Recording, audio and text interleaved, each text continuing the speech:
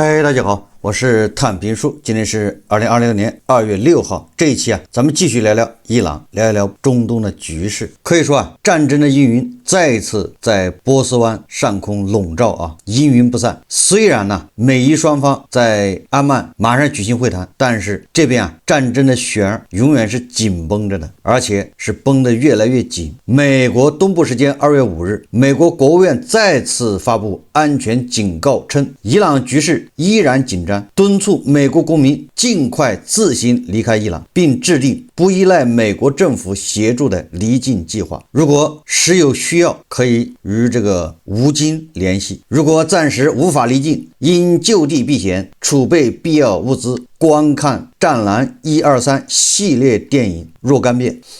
美国国务院的安全警告还说截至目前，伊朗与亚美尼亚、土耳其陆路口岸仍开放，进入土库曼斯坦和阿塞拜疆需要提前获得特别许可。由于美伊无外交关系，瑞士驻德黑兰使馆作为美国利益代表提供有限协助。我翻译一下就是你官方的，你找瑞士驻德黑兰使馆，对吧？民间的、江湖上的，你就找吴京就完了。为什么风云突变呢？美伊和谈前夜，特朗普的最后通牒礼盒，就是特朗普的最后通牒大礼包，与伊朗的北京求救信。2月6日，马斯喀特，谁先眨眼谁先死。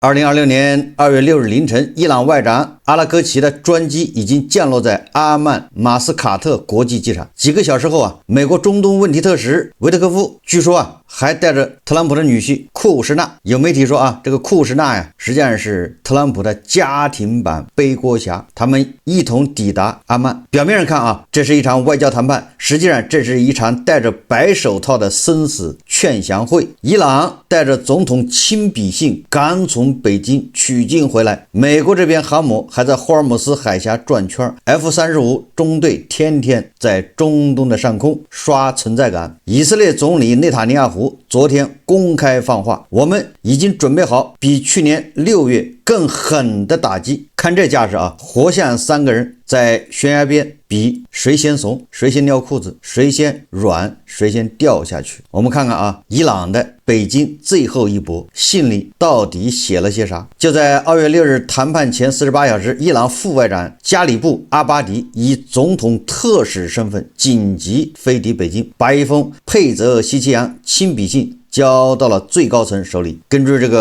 印度的新闻报道同时在2月4号印度总理同特朗普通话90分钟，伊朗局势被明确列入议题。同一时间段前后脚印度总理同普京视频会晤，普京专门通报了他1月30日与伊朗最高国家安全委员会秘书拉里贾尼的会谈内容。所以说这个时间点卡得很精准，精准到让人起鸡皮疙瘩。伊朗想干什么？答案无非就是3个字，找靠山。答案就是扯虎皮做大旗想找正义联盟给大家打打气。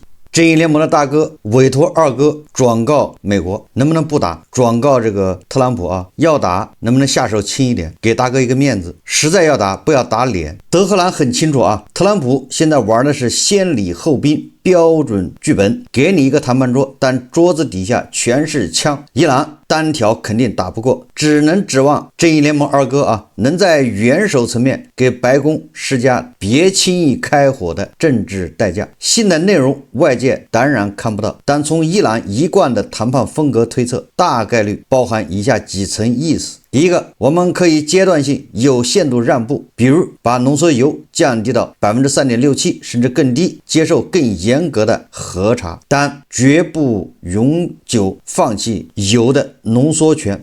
第二个就是导弹问题可以谈数量设成限制，但绝不销毁核心库存。地区代理人可以降调，但别指望我们主动解散抵抗网络。第四个说最关键的一句，请印度帮忙劝一劝特朗普，别把大家都逼上绝境。一句话总结啊，就是伊朗现在是在玩曲线救国，自己硬扛不住，就借印度的大国地位给美国制造开战成本过高的心理压力。我给翻译一下啊，什么意思？也就是说大哥和三哥啊，现在一商量说三哥挨揍了，老三也挨揍，那你这个二哥你倒说句话呀，对吧？你冲特朗普凶一下，发个狠，做出一些不爽的姿态，就这意思啊。那二哥说我只能试试看，我给特朗普打个电话吧。特朗普的真实心态，谈是姿态，打是预设，所以说啊，也别被特朗普同意谈判这几个字骗了。真实情况是，林肯号航母打击群依然在霍尔姆斯海峡附近游弋。前几天刚击落一架伊朗侦察无人机，过去几周 C-17 运输机至少70多架次往返中东，向卡塔尔、以色列、约旦等地狂运爱国者萨德雷达指挥设备。第158战斗机联队就是全面换装 F-35A 的国民警卫队中队已经进驻中东。美国国务院5号的时候，对吧，发布尽快离开伊朗的最高级别安全警告，也就是随时要动手。那这叫什么呢？这就叫一边递橄榄枝，一边子弹上膛。那特朗普团队的如意算盘大概是先谈，给中东盟友你比如沙特、阿联酋、以色列一个交代，也给国内反战选民一个用外交解决问题的面子。就是说外交手段我用了，但是不好使这个伊朗是敬酒不吃吃罚酒。同时把所有军事选项摆上桌面，让伊朗明白谈崩了下一秒就是钻地弹伺候。如果伊朗不给实质性让步，尤其是这个导弹还有代理人问题，那么特朗普就顺理成章转入有限但毁灭性打击的模式。简单一句话就是特朗普现在是在给伊朗发一张最后通牒的大礼包，礼包外面吸着丝带，包装华丽，里面全是定时炸弹。这个有很多国际问题专家说谈判桌上的3条不可调和的红线注定谈崩的剧本。2月6日这场谈判从一开始就不是奔着成功去的，而是奔着记录在案的失败去的，无非就是走个形式，走个过场，表示这条路我们试过了。核心分歧有3条，每一条都是死结。第一个是核问题，美国是要永久停止一切铀浓缩，就是美国是要给伊朗去势，就是你不能拥有这个能力，不是说不能拥有核弹和这个核武器还什么浓缩铀，你是不能拥有这个能力，而且伊朗还得接受国际组织的无死角、无限制、随时随地的核查。而伊朗呢，打着是和平利用核能的这个旗号，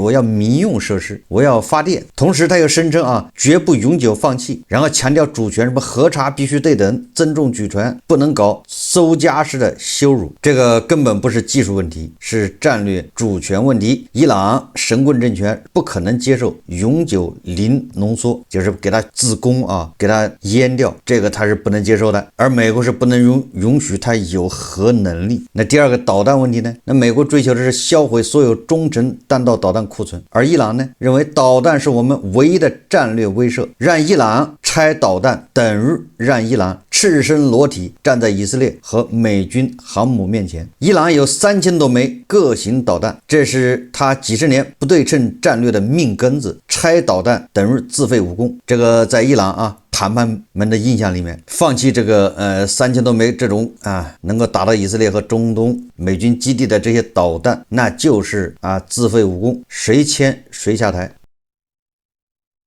第3个关于地区代理人的问题美国是要求解散抵抗之狐，停止向胡塞、真主党、哈马斯等提供武器和技术。伊朗那当然了，我可以停止资助，但是我无权解散他们。这就是伊朗的借口我可以不给钱给他们，不给武器，对吧？跟他们保持距离，不再资助他们，但是我无权解散他们。实质上抵抗网络现在虽然被打残，但仍是伊朗牵制美以的最后筹码，放弃等于战略自杀。实际上美国的新闻网站报道，川普目前正在与伊朗走外交路线，但他可能不太会坚持太久。一位调解国的高级官员表示，如果伊朗在周五，也就是今天谈判中没有拿出任何实质性的内容，他很快就会发现自己陷入非常糟糕的境地。这个美国的这个叫约翰·波尔顿呢，谈及即将举行的美伊谈判，他说这些会议简直是在浪费氧气。伊朗和美国在这个问题上根本没有达成协议的余地。我不知道特朗普会怎么做，但我认为这些谈判不会有任何结果，无论在阿曼、土耳其还是在月球上举行，纯粹是浪费时间。也就是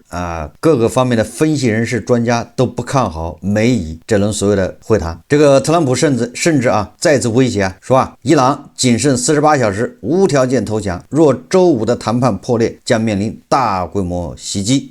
这时双方关于谈判互相放风，但是双方就是美国和伊朗手底下都没闲着，继续各种表演秀肌肉所以这个波斯湾最新的画面，伊朗硬刚姿态。就在谈判前夕，伊朗军方连放3把火。伊朗陆军总司令莫萨维中将宣布，所有弹道导弹已经全面现代化，威慑能力全面提升，军事战略已从防御转向进攻。也就是说秀肌肉就是我们3000枚导弹都已经升级过了以前是 1.0 版，现在是 Plus现在是 2.0 版，你们美国和以色列你就等着瞧吧。而且我们是主动打击以前是被动。第二个呢，革命卫队在波斯湾扣押2艘载有100万升走私燃料的油轮。这个伊朗很有意思他跑去这个抓那个走私燃料的油轮。在伊朗这波斯湾走私燃料的都是伊朗人自己嘛，革命卫队你这不是贼喊捉贼吗？要么就是印度的油轮只有印度在跟伊朗买这些这个油那你说你在那抓谁呢？无非就是伊朗的伊斯兰革命卫队就想展示自己在美国林肯号这个航母打击群眼皮子底下，我还有执法能力。这个就是碰瓷这就是挑衅。然后是伊朗公开承认至少有9款导弹可以覆盖以色列全境，对吧？直接点名我现在要打以色列的话，不是1个导弹，是有9种导弹，9种方式让以色列体面。这是在谈判桌上摆姿态，我们不怕打，我们打不怕。但熟悉俄乌战争的人都知道这种硬刚姿态到底有多危险。俄军在过去2年也是天天喊着时间在我们这边，胜利不可避免，但结果呢，无人机猎杀场取代大炮对轰，70%到80%的伤亡来自几百美元 FPV 无人机，谎报战绩，圆谎式进攻，拿士兵的命去填长官面子工程，后勤崩盘，混凝土公司变冰窟坟墓，3天2断气，集体举白旗，这就是俄军前线士兵的写照。而伊朗现在走的路和2024年、2025年间的俄军何其相似，靠不对称威慑硬刚超级大国。区别在于伊朗面对的是美以空中绝对优势加以色列本土防御体系，远比俄军面对的乌克兰的无人机群更绝望。一旦开打，伊朗的3000枚导弹或许能让以色列和美军基地难受几天，但随后而来的将是持续非接触毁灭性的空中绞杀，电网、炼油厂、指挥中枢、革命卫队营地全部变成废墟。真正的如果打起来这3000枚导弹到底能有多少枚能升空，都要打一个大大的问号。美以这次要出击的话，肯定是以最短的时间内最快的闪击也就是要瘫痪它的指挥系统和它的导弹发射阵地。这个场景可以说是一边倒的，因为美以的战斗机完全在这个伊朗上空形成一个碾压式的这种制空权伊朗的飞机不敢起飞，伊朗的雷达不敢开机，就这么简单，对吧？这种压制足以让伊朗这个3000枚导弹窒息何况一开战恐怕这3000枚导弹这个基地这个坐标早就已经被这个美以给录到这个系统里面去了。伊朗高层显然非常明白这个道理，所以才在最后关头跑去印度去递信向这个印度求救他们怕的不是死，而是死得太快太惨太没有尊严。大哥要面子，对吧？大哥想保留一最后的一点颜面。那谁才是当前这个中东局势啊，这个波斯湾呢局势的减压阀？印度能劝住特朗普吗？伊朗把希望寄托在印度身上有没有用？可以说没有一点用。印度给伊朗打电话只会变成印度给特朗普打电话只会变成特朗普以后的调侃的，给自己涂脂抹粉的又一个话题。用于证明特朗普跟印度莫迪关系很好，我们私交很好，经常通电话。印度在伊朗问题上立场一直很明确，反对单边制裁，反对军事冒险，主张政治解决。但印度绝不会为了伊朗跟美国彻底翻脸，更不会为了伊朗下场军事对决，因为印度是不结盟运动，对吧？这个不针对第三方，这是外交底线。印度能做的是在元首层面给特朗普画一条红线。什么红线呢？就是中东再打起来，全球能源链断裂，印度经济也会受重伤，而美国也会受到极大的影响。但问题是特朗普对印度的这些说法可以说一笑了之。特朗普担心的是中期选举权被骂软弱，怕的是以色列翻脸，怕的是国内鹰派说他又当又立。所以最终决定伊朗命运的还是德黑兰自己愿不愿意在导弹和代理人问题上松口，也就是伊朗有没有实质性的投降。其他国家去劝没有用。如果哈梅内伊铁了心宁可玉碎，那印度再怎么劝也是白搭。如果佩泽西奇扬能说服最高领袖做出有限让步，比如把浓缩铀降到 3.67%， 接受更严格的核查，承诺不向代理人提供进攻性武器，或许还能换来喘息之机。但从目前伊朗军方的强硬表态看，这种可能性正在无限接近于零。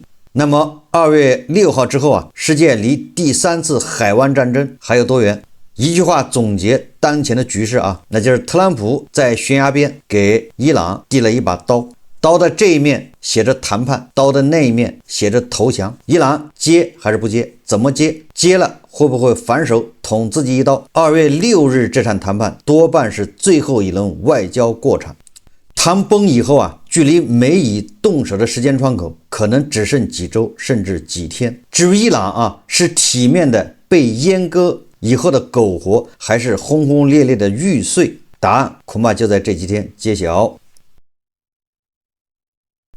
在美国参议院听证的时候美国的财政部长贝森特谈起伊朗，他说我们在伊朗国内制造了美元短缺局面，这件事很快就见效了。关键的结果是出现在去年12月，当时伊朗最大的银行之一在挤兑中倒闭，央行不得不印钞，伊朗货币随即自由下跌，通货膨胀暴涨，结果是我们看到了伊朗人民走上了街头。这个贝森特还说他说我们发现伊朗领导层正快速将资金转移出境。他指出，此举显示高层人士认为政权可能临近终结，并称这是当权者在压力加剧时准备撤离的迹象。什么意思呢？这大家都知道伊朗的外汇本来那个有限的外汇如果用来改善民生还能坚持一段时间，但是这些外汇贝森特说了他们通过手段相当于制造了伊朗的外汇短缺，这第一个。第二个，伊朗的高官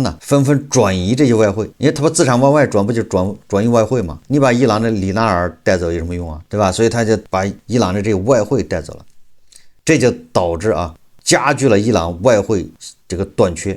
这个时候伊朗的央行它只能靠疯狂的印货币来应对伊朗老百姓的这个挤兑，最后是越印钱越不值钱，被稀释掉了，里拉尔汇率就暴跌，越印通货膨胀越严重，走上恶性循环。伊朗的权贵伊朗的伊斯兰革命卫队，伊朗的这个教士集团，在伊朗政权最关键的时候，他们号召伊朗人民乞丐守伊朗，但是权贵纷纷的把这些美金还有外汇转移到什么迪拜、沙特甚至土耳其。半岛电视台声称已获得由土耳其、卡塔尔和埃及提出的美伊协议框架。这个是就中东这些国家他们搞的一个劝和的这么一个框架。这个框架什么意思呢？第一个啊，是伊朗同意在3年内停止铀浓缩活动，之后同意将铀浓缩水平控制在 1.5% 以下。第二个呢，其高浓缩铀库存将被转移到第三国代为监管。第三个是伊朗同意不向其地区非国家盟友转让武器和技术，也就是什么抵抗之狐啊，不要再资助。第四个，伊朗承诺不会主动发射导弹弹道袭击敌人。第五个，伊朗和美国同意签署互不侵犯协议。这个是土耳其、卡塔尔、埃及，他们搞的一个居中的方案。显然啊，这个方案不仅满足不了以色列，也满足不了美国。同时啊，这个伊朗方面啊，继续进行恐吓中东地区。伊朗最高领袖哈梅内伊的政治顾问啊，沙姆哈尼说啊，我们不会再有耐心去打一场持续12天的战争。这场战争的发动者可能不是美国，而是其他国家。这其他国家大概指的就是以色列啊。这什么意思呢？也就是我们这一次啊，跟去年6月份可不一样了。你们炸我，我拿导弹进行还击一下就完了。这一回如果你们要打我，那咱上来就是大招，就这意思啊。未来的战争将产生区域性后果，大规模冲突将由敌方军事力量的部署引发，甚至会波及到对伊朗构成威胁的最远地区。如果他们攻击我们，美国在中东的军事资产将遭到全面袭击，阿塞拜疆也将成为攻击目标。德国施通达勒姆空军基地已转为全天候作战状态，以加快节奏，支持向中东的行动。这段时间，美国、欧洲、中东之间来来往往大型运输机天天在咆哮。与此同时啊，以色列的第13频道报道称啊，美国正在中东集中兵力，不是为了进行1-2次打击，而是为了发动一场全面战争，或者说这次打击和轰炸不是几天就结束的。有消息称啊，维特科夫本打算周4就返回华盛顿，因为双方谈判要求差距太大。但在中东盟友的要求下，只好参加周5的谈判。另有媒体报道，美国一边准备跟伊朗谈判，一边已经在悄悄准备后事。有知情人士透露特朗普的女婿库什纳正在帮忙拉拢一些伊朗裔的美国商界大佬，打算组个团队。万一伊朗政权崩溃，这帮人也就马上就要派上用场，看看如何去接管伊朗的这个混乱的局面。当然了，美国对这条消息没有做出任何评价。最后我们再看一看这个美国的国务卿卢比奥昨天他在社交媒体上发文说伊朗政权并不能代表伊朗人民，也无法体现其深厚历史底蕴所孕育的民族文化。我从未见过还有哪个国家像伊朗这样，其国家领导层与普通民众之间存在如此巨大的差异。首先给这个卢比奥这个话点个赞。伊朗政权不能代表伊朗人民，甚至伊朗政权跟伊朗人民的利益是背道而驰的，是冲突的。第二个要纠正一下卢比奥的说法，他说从未见过还有哪个国家像伊朗这样。这个正义联盟的国家大抵如此吧。美国和伊朗马上就在谈判桌上针锋相对，结局很快就会出来，我们密切关注。好，这期节目咱们就聊到这里，感谢大家收看。如果喜欢我的节目，欢迎订阅转发，也可以在下方留言评论，谢谢大家。